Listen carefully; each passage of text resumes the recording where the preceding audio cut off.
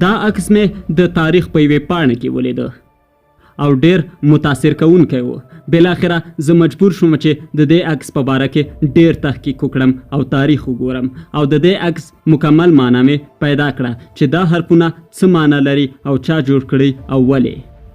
په مخکې ویډیو کې مې دا تاسو ته معرفي کړی وو چې پاکستان یو د فارسی نوم دی. نو په دغه ویډیو کې مکمل دا یو حرف معنا وباسم او وایم چې ولې او چا داسې کړي دي. سلام، نن په همدې موضوع تاسو ته غږیږم، خو مخکې د دې نه لطفا دا ویډیو در سره یو لایک ووهئ. چودي رحمت علي چې په انګلستان UK کمبریج پوهنتون کې درس ویلی، دغه سړي پاکستان ته یو نوم غوره کړ چې پاکستانیانو ډیر خوښ شه، چې هغه سړي په د پنجاب صوبه الف د پاکستان شمال یا افغان چې اوسنی افغان هم ورته ویل کیږي. هو دا یو واقعیت دی. الف افغان، کاف کشمیر، سین سند او تان له بلوچستان څخه اخیستل شوی چې دا ټول د پاکستان صوبې دي. نو د دا نوم خلکو ته ویلې او د بیل بیل ټکي معنا یې هم ورته وښودله او د پاکستان خلکو خصوصا مسلمانانو دا نوم ډیر خوښ او د خولې په نامه ټولو خلکو شو او ډیر خوند ورکړ.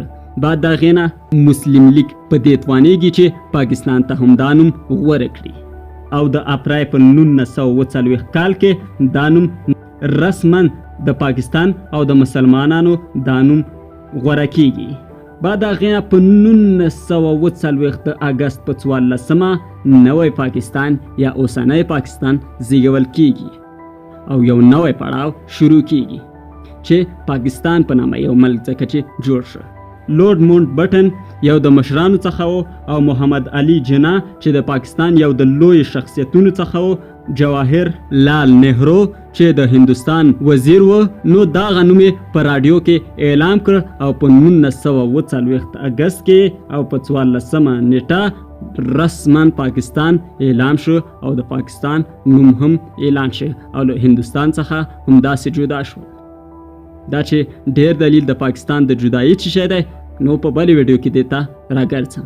که ویډیو مو خوښ شوي حتما یې لایک کړئ، چینل سبسکرایب کړئ او د نورو ویډیوګانو لپاره له پښتو یوټیوب سره اوسئ.